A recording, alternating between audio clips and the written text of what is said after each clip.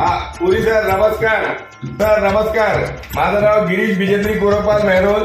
मी ठाण्याहून आपल्या दिव्यांग सल्लागार जो आपला महामंडळ आहे त्याच्यामध्ये अशासकीय सदस्य आहे. धर्मवीर दिव्यांग सेना जी आहे त्या संघटनेचा मी महाराष्ट्र राज्य अध्यक्ष आहे. आपल्या या बैठकीच्या अनुषंगाने 13/3/2025 रोजी आपण एक पत्र आपल्या दिव्यांग मंत्रालयामध्ये सबमिट केलं होतं. आजच्या बैठकीमध्ये ते 3 मुद्दे घेण्याकरिता ते 3 मुद्दे मला घेण्याकरिता आपण इकडे परवानगी द्यावी अशी विनंती आपल्याला. पुरी सर माझा आवाज तुमच्यापर्यंत येतोय? हा सर, तो मुद्दा क्रमांक 1 की जे काही आपले राज्य पूर्ण महाराष्ट्रामधनं जे राज्य सल्लागार कमिटीवर आपल्या दिव्यांगांच्या अशासकीय सदस्यांची नियुक्ती झाली आहे त्या सदस्यांना एक ओळखपत्र आपल्या कार्यालयातनं देण्यात यावं, जेणेकरून कोणत्याही विभागामध्ये जाताना किंवा कोणत्याही अधिकाऱ्याशी बोलताना आमची ओळख आम्हाला तिकडे मांडता यावी आणि त्या अनुषंगाने आपले जे दिव्यांगांचे जे काही प्रश्न आहेत ते प्रश्न मांडताना आम्हाला तिथे ठोसपणे आपली बाजू मांडण्याकरिता एक ओळख असली पाहिजे असं माझं आपल्याकडे मत आहे की एक ओळखपत्र आपण सर्व जे अशासकीय सदस्य आहेत त्यांना देण्यात यावं आपल्या विभागामार्फत दिव्यांग कल्याण मंत्रालयामधनं. आणि मुद्दा क्रमांक 2 असा आहे की जे आपले अशासकीय सदस्य आहेत ते संपूर्ण महाराष्ट्रभर दिव्यांगांच्या समस्यांकरता त्यांच्या अडचणी जाणून करता आपल्या भेटीगाठी देत असतात. तर तिथे त्यांच्या राहण्याकरिता शासकीय विश्रामगृह त्यांना मोफत देण्याची ही कृपा आपण पत्र सदर विभागाला देण्यात यावं. 2 मिनिटं सतीची माझं बोलणं पूर्ण होतं मग आपण बोला.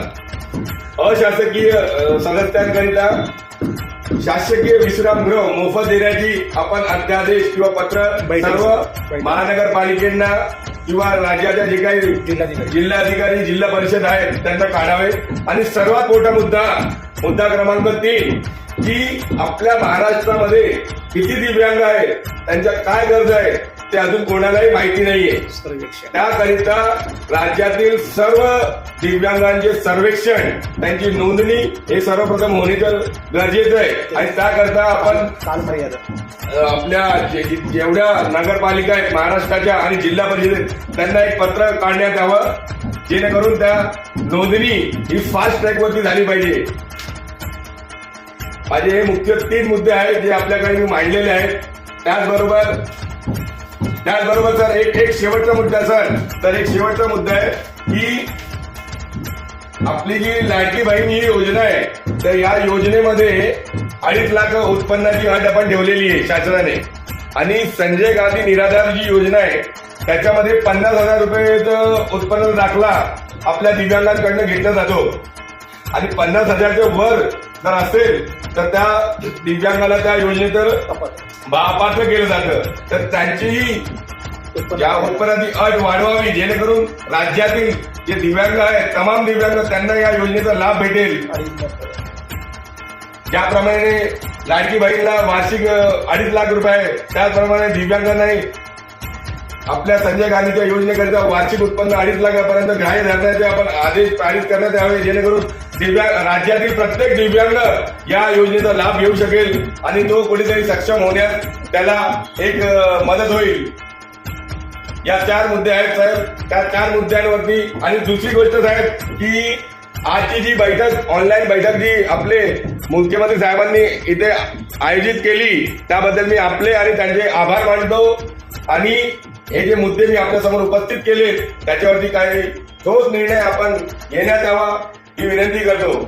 सर पुढची बैठक ही मुख्यमंत्री साहेबांच्या समक्ष झाली पाहिजे ही सगळ्या सदस्यांच्या वतीने मी आपल्याला विनंती करतो, जेणेकरून आम्हाला त्यांच्या समोर बाकीच्याही अशासकीय सदस्यांना त्यांच्या समोर आपल्या अडीअडचणी मांडण्यात आणि पुढची बैठक ज्या तारखेला लागेल त्याच तारखेला ती बैठक झाली पाहिजे.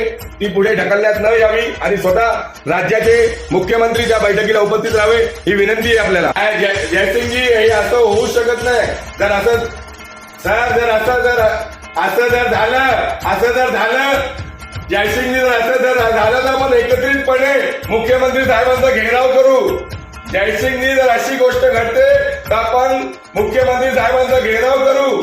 नामदार एकनाथ शिंदे साहेबांनी या दिव्यांग मंत्रालयाची स्थापना केलेली आहे आणि पूर्ण राज्यात नव्हे तर पूर्ण भारतात हे पहिले दिव्यांग मंत्रालय जे स्थापन झालंय तर ते मुख्यमंत्री नामदार एकनाथ शिंदे साहेबांच्या अध्यक्षतेखाली स्थापन झालेलं आहे. ही गोष्ट नाकारता येत नाही.